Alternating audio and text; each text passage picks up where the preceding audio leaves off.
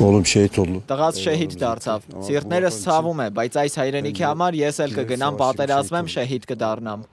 Նախորդին կործանված թուրքական ինքնաթիռի 20 զոհերից մեկի հայրն է։ Տղային համարում է շեհիդ, հանուն հայրենիքի զոհված։ Թեև ռազմական ինքնաթիռի անսպասելի կործանումն է մահվան պատճառ դարձել։ Ադրբեջանցի մի փորձագետ իր վարկածն է առաջ քաշել Թուրքիայի ռազմաօդային ուժերին պատկանող C-130 Հերկուլես ինքնաթիռի կործանման վերաբերյալ։ Անուղղակի կերպով Աբուզեր Աբիլովը միջադեպը կապել է Գյումրու ռուսական 102-րդ բազայի հետ։ Անձամբ ես կարծում եմ, որ դա կամ հրթիռ էր կամ անօդաչու թռչող սարք։ 102-րդ բազան մոտակայքում է։ Փորձագետը նաև հավելել է, կրկին թռչունների երամ, ակնարկելով Ղազախստանի Ակտաու քաղաքի մոտակայքում Ազալ ինքնաթիռի վթարը, որի դեպքում ռուսական կողմը սկզբում միջադեպը վերագրել էր թռչունների հետ բախմանը։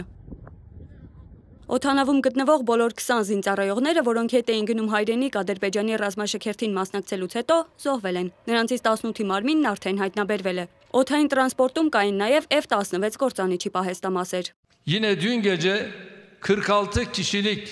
Այս ողբերգական դեպքը մենք հետաքննում ենք բոլոր տեսանկյուններից։ Վրաստանի իշխանություններն այս ընթացքում առավելագույնս աջակցում եւ համագործակցում են մեզ հետ։ Նույն կերպ մեր ադրբեջանցի եղբայրները եւս ցուցաբերում են անհրաժեշտ ամբողջական սատարում։ Դեպքը տեղի է ունեցել Վրաստանի Սիղնաղիի տարածքում, Ադրբեջանի հետ պետական սահմանից մոտ 5 կիլոմետր հեռավորության վրա։ Այս առթիվ հարուցվել է քրեական գործ։ Աղետի լուրին առաջիններից է արձագանքել Ադրբեջանի նախագահ Իլհամ Ալիևը։ Մենք խորապես ցնցված ենք Կյանջայից թռիչք իրականացնող Թուրքիայի ռազմաօդային ուժերի ռազմական տրանսպորտային ինքնաթիռի վթարի հետևանքով զինծառայողների մահվան լուրից։ Այս դժվարին պահին կիսում եմ ձեր վիշտը։ Ադրբեջանական լրատվամիջոցները հղում անելով անանուն աղբյուրների նշել են, որ ինքնաթիռի բեկորների վրա արտաքին միջամտության կամ խոցման հետքեր չեն հայտնաբերվել, ինչը կարող է վկայել տեխնիկական անսարքության կամ մարդկային գործոնի մասին։ Միևնույն ժամանակ թուրքական Թուրքիա պարբերականը չի բացառել, որ աղետը կարող էր տեղի ունենալ արտաքին ազդեցության հետևանքով։ Ըստ պարբերականի վերլուծության այն փաստը, որ ինքնաթիռը հավանաբար մասնատվել է դեռևս օդում,